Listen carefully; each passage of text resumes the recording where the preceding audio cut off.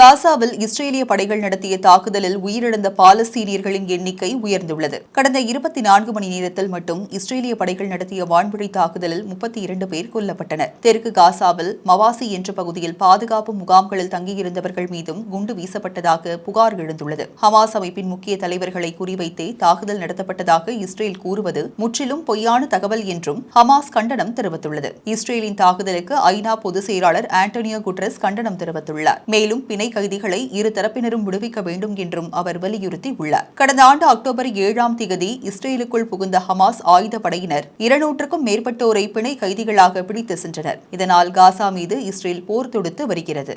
மனித உரிமை மீறல்கள் மற்றும் ஊழலில் ஈடுபட்டதாக குற்றம் சாட்டப்பட்ட பெருவின் முன்னாள் ஜனாதிபதி ஆல்பர்டோ புஜிமோரி தனது 86வது வயதில் காலமானதாக அவரது மகள் உறுதிப்படுத்தியுள்ளார். புஜிமோரி 1990 மற்றும் 2000க்கும் இடையில் பெருவை ஆட்சி செய்தார். புஜிமோரி தனது தசாப்த கால பதவி காலத்தில் பொருளாதாரத்தை ஒரு சிறந்த பாதையில் கொண்டு செல்வதன் மூலமும் வன்முறை கிளர்ச்சியை தணிப்பதன் மூலமும் பிரபலமடைந்தார். எனினும் ஆட்சி காலத்தில் இடதுசாரி கொரில்லா கிளர்ச்சிக்கு எதிரான அவரது கடுமையான நிலைப்பாடு மனித உரிமை மீறல் குற்றச்சாட்டுகளையும் கொண்டு வந்தது. பெரு கிளர்ச்சியின் போது அவர் நாட்டை விட்டு வெளியேறினார். பின்னர் கைது செய்யப்பட்டு குற்றவாளியாக அறிவிக்கப்பட்டு சிறையில் அடைக்கப்பட்டிருந்தமையும் குறிப்பிடத்தக்கது.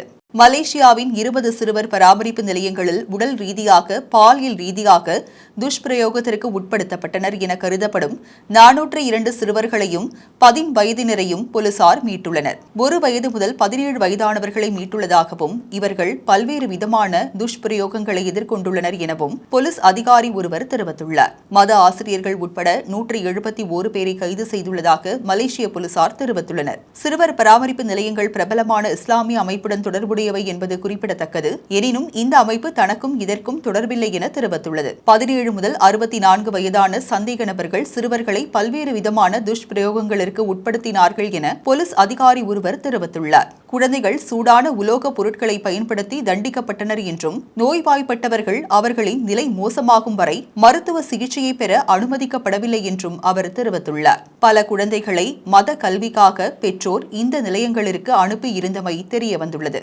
வியட்நாமில் யாகி சூறாவளியால் ஏற்பட்ட திடீர் வெள்ளப்பெருக்கு மற்றும் மண் சரிவில் சிக்கி 200 பேர் உயிரிழந்துள்ளதோடு 125க்கும் மேற்பட்டோர் காணாமல் போயுள்ளார்கள்.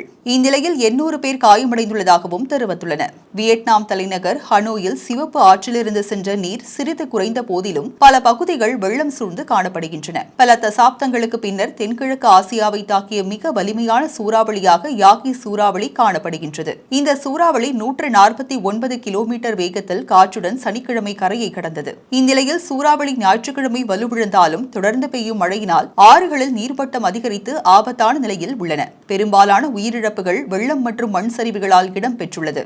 அமெரிக்காவில் பணவீக்கம் 3 ஆண்டில் ஆக குறைவான விகிதத்தை தொட்டிருக்கிறது. அடுத்த வாரம் அமெரிக்க மத்திய வங்கி வட்டி வீதத்தை குறைப்பதற்கு அது வகை செய்யும் என்று எதிர்பார்க்கப்படுகிறது.